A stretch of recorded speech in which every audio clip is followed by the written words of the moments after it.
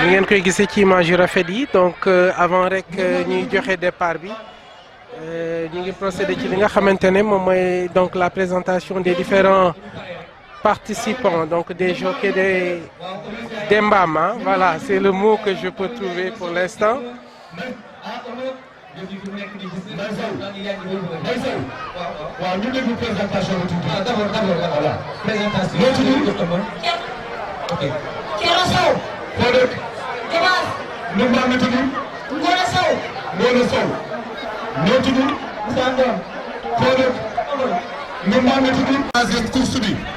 Yem ak 3 avril 2015 monsieur le maire Talla Sylla doxee wax nga dégg Korgor 14 partants 3e course bi voilà monsieur le maire mooy joxe départ bi avec le drapeau national s'il vous plaît mbaa gars yi jekk nañu mbay jekk nañu de aca 5 déedéet départ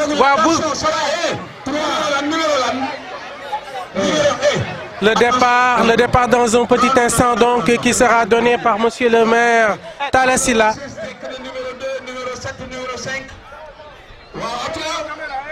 li ma si jaaxal mooy mbaam moom kenn mënu ko organiser à chaque fois donc ñu aligné leen dañuy daal di génn rang bi lii kenn du leen ko nettali je pense que yéen a ngi koy vivre en direct fii ci senucomtv.com. Le grand départ qui sera donné donc par monsieur le maire Talla Sylla.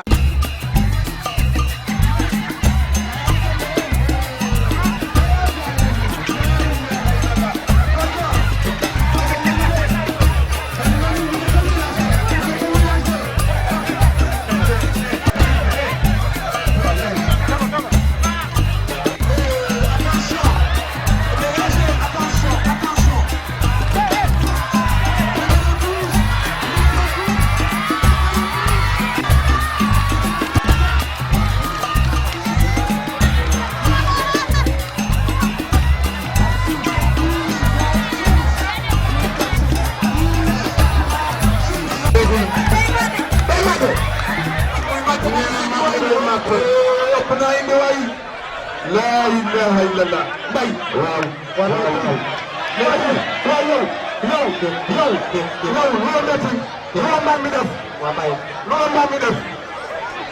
numéro 6 ñoom ñoo jël li nga xam ni moom mooy def c'est le gouverneur voilà c'est de la région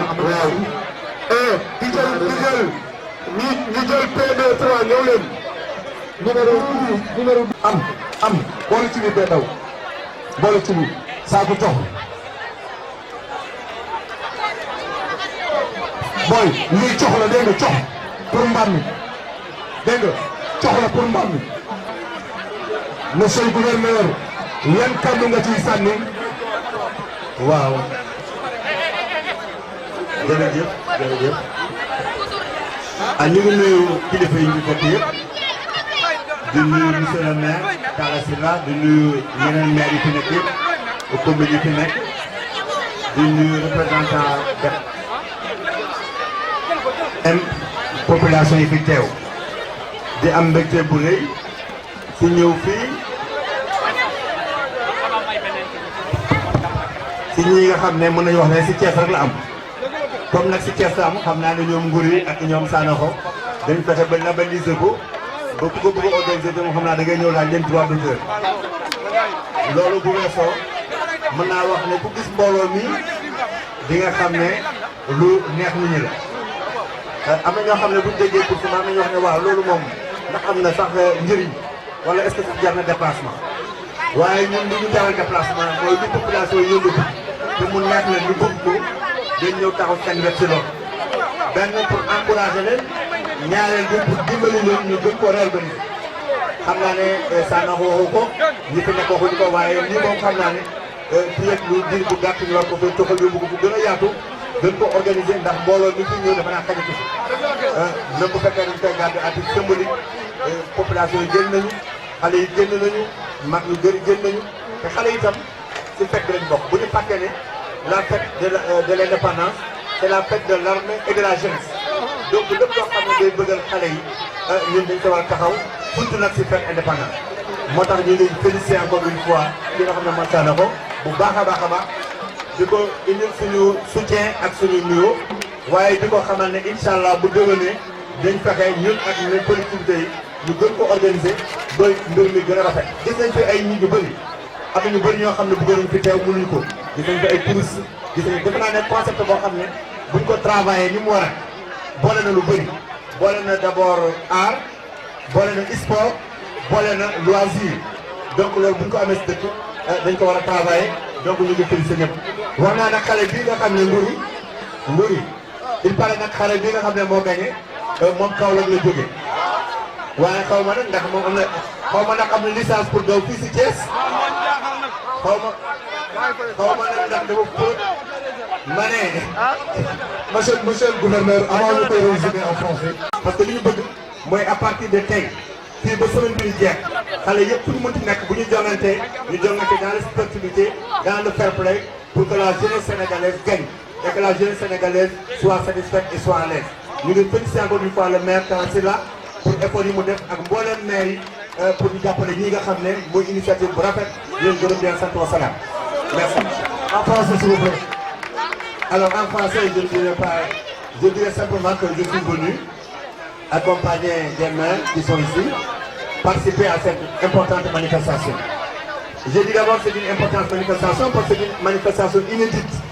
À chaque fois qu'on entendra parler d'une course ou des armes, peut se prendre.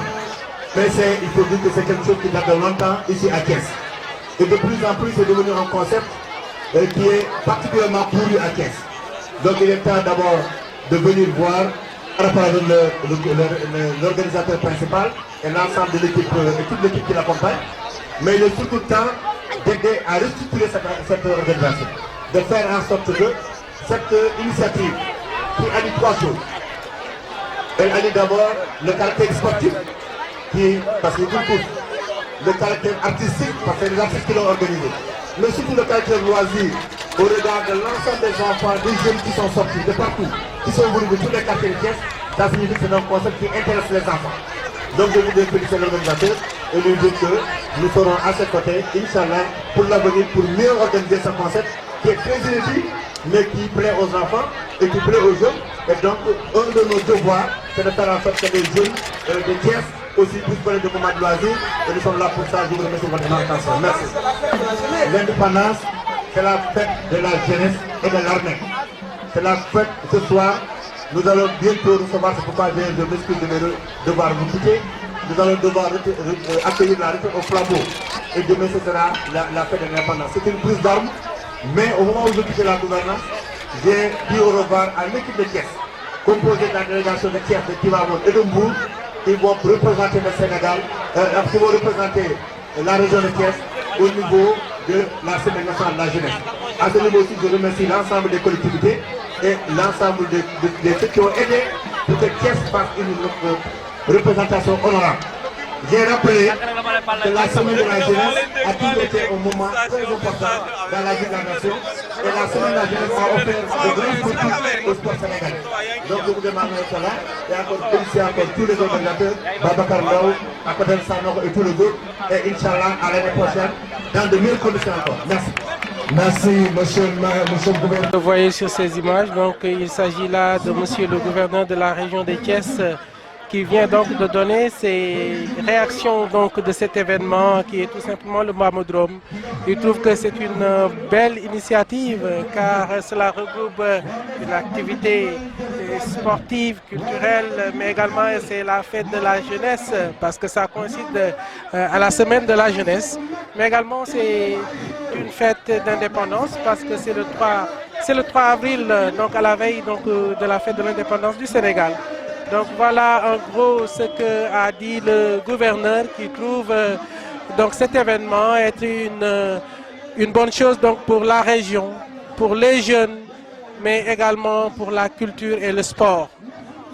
Donc ici, Sanokho, l'initiateur de l'événement.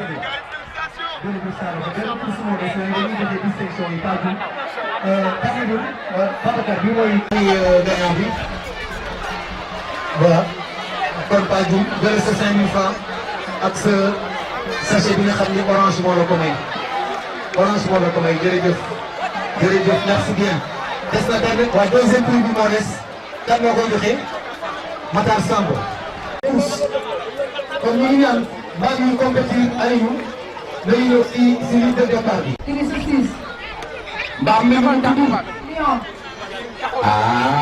Matar. waaw. nee na mbaam mi lion la tudd. ay ne. gay doon jaay ba wàcc. bara wàcc. ndeysaan. waaw dana am weer de. mbaam mi góor la wala jigéen.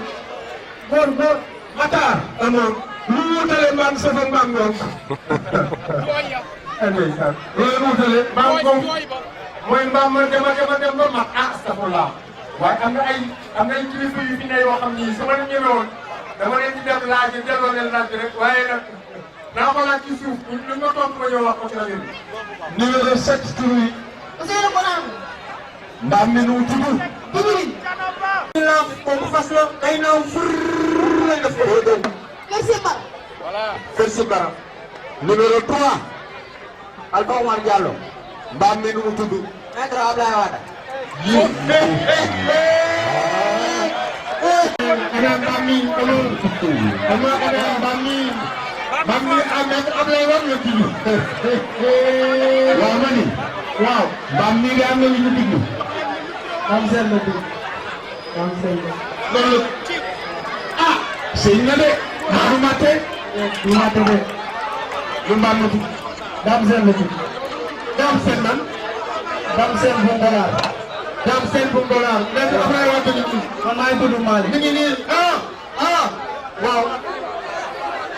léegi Abdoulaye Wade jox naa ko 10 000 francs. léegi Abdoulaye Wade jox naa ko 10 000. waaw yow léegi Abdoulaye Wade. waaw. ñi nga xam ne. mbaam mi indi si nga xam ne ñoom ñoo indi. waaw. Bintu Gueye. soxna Maguette Xool dafa ñëw ak. xale yi dafa fekk am na loo doon boo xam ne dina bàyyi ko si yoon si jur gi. muy jël ñett bu rëy bu doon mala. donc mbaam yi tey jii bis bi ñu def ñu bis bu rafet ak kilifa yi teew fi mel ne ñëpp teew fi sëriñ si mbaam yooyu dafa baax léegi fàttali bi xale yi ñuy léegi def ak seen yelleef dañuy bay dañuy dem suñu sene ji dañuy dem si hôpital yi yóbbu maladie suñu village yi ak nangam day jëkk bu fi su mel ni amatee ñu fàttali xale yi nooteel bi ñu wàññi ko xale yi ne su ma ko waxee damaa gàttal waaye nooteel gi mag ñi kilifa yi autorité yi l'animal a ses droits am na 5 libertés yoo xamante ni daan nañ ko ba daan ñu ko la liberté de paix et de choix. Liberté de comportement naturel, l'animal il a besoin de ça. Liberté de l'interface physique et technique, liberté de douleur. Jërëjëf kontu. kon moo fekk mooy borom waxante tey ji moo jóge ba Pire kuréel nga ko dégg ci rajo bi soxna Maguette Xool di jëndee. la dernière course kon soxna Maguette Xool. soxna Maguette ñëwal. jóge ba Pire ànd ak borom kër ñëwal. bokk si ñun. soxna Maguette Xool jóge ba Pire. yoon bi nag dañuy def li nga xam ne mooy parité ndax moom mooy joxe départ bi.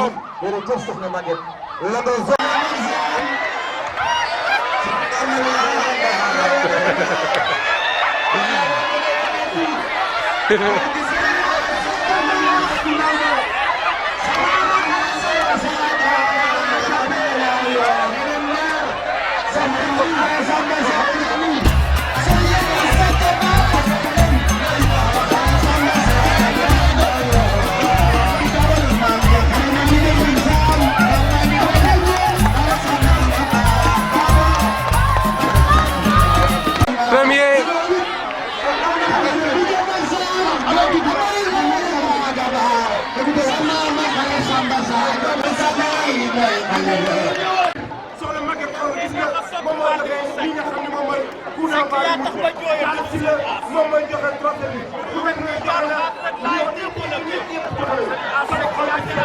li ma ci bëggoon yàlla defal na ko mooy xale yi nga xam ne ñu ngi dëkk ci dëkk Dakar yi wër fee nekk ci village yi war a sentir seen indépendance ñoom ñëpp àndandoo nañu añoon ñun yendoog ñun ba heure bi xale yi war a delluwaat seen i dëkk li ma ci bëggoon yàlla defal na ko monsieur le maire sama xol sedd na yàlla leen fi yàlla yàggal ba lépp loo leen ko Youssou waxal Youssou kon nag ñu déglu monsieur le maire Talla Sylla waaw li ñu war a jàpp ñun ñëpp mooy fête nationale ci bis yi am ci at mi yëpp boobu rek moo ci bis boo xam ne waa Sénégal yëpp a ko bokk. am na ñuy am xew-xew jàmm, am na ñuy am xew-xew naqar, am na ñuy am yeneen xew-xew yoo xam ne seen mooy Sanokho ànd ko ak ay collaborateurs am ñu ràññee ci Mame Bintou, Asi, Babacar Ndaw ak ñeneen suñu amee xalaat bu mel nii ba di ci associé ay Thiessois yoo xam ne nekkuñu xëy na ci biir ville bi dafa doon lu am solo. boo nekkee ci réew wala ci dëkk moo am ñoo xam ne dañuy faral di triste seen xol du neex ndax xëy na du lu ñu bëgg yëpp la ñu am yu mel ni ñu di ko def nit ñi di mën a ree seen xol di naat yaakaar naa ni bokk na ci liy tax dëkk mën a jëm kanam. alors lii lu rafet la moo tax tey ji buñ fi teewee ànd ak le maire Aliou Sow teewal fi yeneen maire yi nekk ci dëkk bi yëpp teewal fi élus locaux yëpp teewal fi président conseil départemental également teewal fi vraiment Thiessois yëpp vraiment lii loo xam ne la c'est pour wan ñi ko organiser ne leen waa Thiès ñi ngi leen di xamal ni li ngeen di def lu am solo ci dëkk bi la te ñu ngi leen di ñaanal ngeen yàgg fi wér ba am kàttanu di ko wéyal di ko def. Alors je voudrais dire que la fête nationale est véritablement le seul jour qui appartient à l'ensemble des Sénégalais. Alors les organisateurs de cette course d'âne ont tenu à montrer qu'au-delà des citoyens vivant dans la ville de Thiès, nous avons d'autres citoyens qui vivent dans les villages qui sont autour de Thiès et qui font partie aussi du Sénégal, qui sont de vrais citoyens. Et par cette activité qui est organisée déjà depuis 12 années, Sanokho et ses amis ont tenu à montrer que véritablement cette fête doit être une occasion de mobiliser ou de remobiliser l'ensemble des citoyens autour du concept de la République, autour de la citoyenneté, pour véritablement leur permettre au moins d'avoir ce moment de joie. Parce que quand on est dans un contexte parfois de tristesse et de morosité, il est parfois bon d'organiser ce genre d'activité pour permettre aux uns et aux autres au moins de pouvoir sourire un peu. Ça vous rappelle quoi, monsieur le maire? Ça vous rappelle quoi? Ça nous rappelle notre tendre enfance. Ces courses qui étaient organisées au niveau de ce qu'on appelait à l'époque le terrain dispensaire au niveau de la place de France. Ah? Waaw daanaa ko def. Mak farine def naa ko defuma yéeg naa poto tamit. Yéeg naa poto tamit. Ah def naa ko tamit. Course saako def naa ko. Waaw jërëjëf. kii man nag danoo bëgg a xam ni Sanokho li mu def dafa rafet ndax dañu seetlu njariñ li nañu xool li féer di jaay li ñu fi jëlee tey premier njariñ ngoo deuxièmement ba ñuy amagul indépendance bi dañ ko baaxoo woon di yéeg maaw yokk ay saaku di mëq fëriñ bañ fi tubaab bi jógee ñu bàyyi ko kon aada jeex na te réew su aada jeexee réew moom mu xam fu mu jëm lii dafa am solo lool. am wuudee koy defar wala seeñ moo koy defar. lii man maa ko man duma seeñ wuude la. waaw seeñ day yat. seeñ day yat wuude day ëw. kii man sama cosaan hôpital maa ngi liggéey infirmière ci hôpital ba retraite mais boobu li ma doon boobu ma dama leen ko honoré pour xam ni tey jii lii cosaan deekee nan dellu si ndax damay dellu samay xale ñi samay doom ji dañuy ëw moo tax ma defar ko. da ngaa wane ni caada ju réer gàcce gu réer. jeex na. yàlla bu suñu caada réer. caada mooy culture. mooy culture waaw jeex na.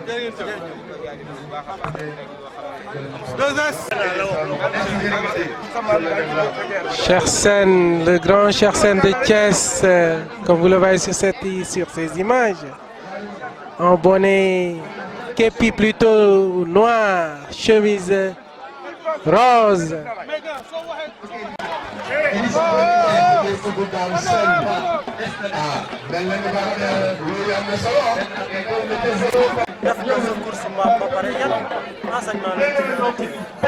waaw li ma tiré ci enseignement yi mooy xam nga ñaan bu nangoo mën naa sonal borom te ñaan gi yàlla dogal na man gëm naa ne nangu na ndax ku ko seetaan ba ma koy soog a commencé def nga seetaan ko tey war ngaa xam ne am na avancement bu rëy ndax ba ma koy tàmbali dama doon def man dong ak bu ma commencé booy seet lii ñëw ci mbaam du mat sax fukki mbaam ak juróom tey dawal naa ñaata 54 mbaam te xoolal mbaam mu ci nekk jox naa la ñeenti téeméer bala ngaa daw kon xam nga ni am naa dara li nga xam ni moo ma ci xaw a diis tuuti ci mbir mi mooy ndimbal gi nga xam ni moo tax mbir mi baax dama cee yeex a jot bi ñu demee bay war a dawal première course bi ci laay soog a jug di daw dem ci yenn autorités yi ñu jël liñ may jox ma ko ma dellu si pour mën a commencer mais bu ñu ma ci teeloon a jot kon sax heure bii mënoon nañu fee bañ a fekk kon nag damay ñaan comme ni ko gouverneur waxee monsieur le maire Talla Sylla wax ko autorités yi fi nekk wax ko ne déwén dinañ ci taxaw ba bu déwén dikkee ñu taxaw ci beneen taxawaay bu wuuteeg bii ñu def loolu sama xel day daal di dal ba tax na kontaan naa bu baax dëkkaan yi wër kees yëpp ñëw nañu Serigne As Seck borom ndigal jóge Thiénaba ñëw toog ci kaw tribune bi di sama wasila sama xol sedd na ci bu baax a baax a baax di la wax ne tey ku ñëw ci course mbaam bi xam nga ni am na avancement bu rëy a rëy waaye nag avancement boobu la presse da ngeen cee am wàll ndax tey jii bu ñu ko yëg kees di ko yëg Ndakaaru di ko yëg fépp ci Sénégal presse bi moom moo tax kon nag presse bi maa ngi leen di sant di leen gërëm di leen wax mbir mi jël ngeen ko def ko seen mbir te loolu leer na ma mais du ma bàyyi nag te gërëmuma Babacar Ndaw dafa bokk ci presse mais Babacar Ndaw fépp foo xam ni sama loxo jotu fa Babacar Ndaw fexe na sama loxo jot fa fépp fu ma mën a dugg Babacar Ndaw dimbali na ma ba ma jot ci dégg nga maam foofa kon moom mënu ma koo ñàkk bañ a gërëm mais it dinaa leen wax ne dafa am site internet bu ñuy wax Senewoom TV Senewoom TV yàlla dogal na ba ma commencé ñu jël seeni mbir di ma defal ay publicité ci net bi fu ne ñu woo ma fa di jàppale ma ba addina bi yëpp di ma woonaan ma ñoo ngi lay gis ci net bi te Senewoom moo def loolu sama turandoo nag Serigne Ibrahima Seck borom Thiénaba nee na loxo bi nga xam ni moo lay jox képp ku lay jox soo ko mënta fay ci sa loxo dee ko sant ci sa làmmiñ ba fu mu toll di yëg na yaa ngi koy sant loolu moo waral may sant.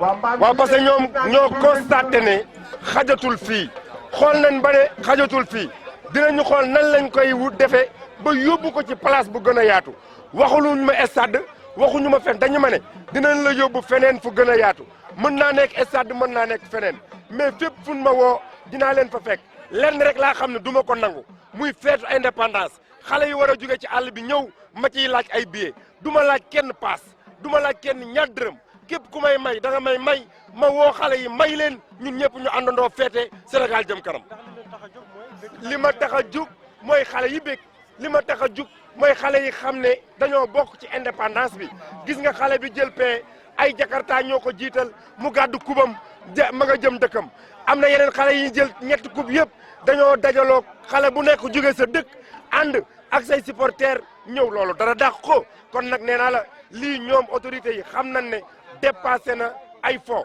dépassé na loo xam ni dañ koy def ci ruq waaye xam nañ ne lu jëmale kees kanam la lu jëmale dëkkaan yi kanam kon nag ñun dinañ ci nekk di fas yéene bépp xale bu ñëw fii di nga kontaan di nga bég ndax ñun dañ ñu daan bégal ba ñu nekkee gone. mbaam yi itam dañoo am àq am na ku représenté mbaam yi ak mala yi wax na ni. am na ku représenté mbaam yi wax nan la ñu war a téye jur gi nan la ñu war a sàmmonte ak jur gi nan la ñu war a xamee ne jur gi njariñ la ñu amal waaye coupe yi fi ñëw yëpp benn coupe dama cee neex ndax coupe yi ñuy joxe ñi yore mbaam yi ñoo koy lekk mais ki jël ab cox bu bari def ko emballé ko def ko ci ay sachet ne cox yi maa ko jox mbaam yi pour mbaam yi mën koo lekk mais kooku def na lu rëy kon nag ki nga xam ne moom mooy soxna Koura Ndiaye moom it maa ngi koy sant di ko gërëm di ko wax ni bàyyi nañu xel nit ñi mais bàyyi na xel mbaam yi jërë ngeen jëf maa ngi leen di sant di leen gërëm ba déwén ak jàmm waaw un mot en français bon je suis très content aujourd'hui parce que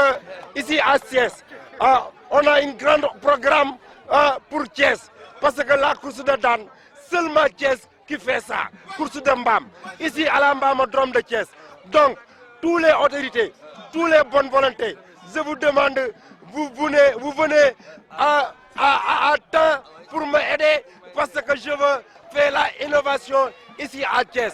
Je vous remercie, la presse, les autorités, les invités. Je pleurais pour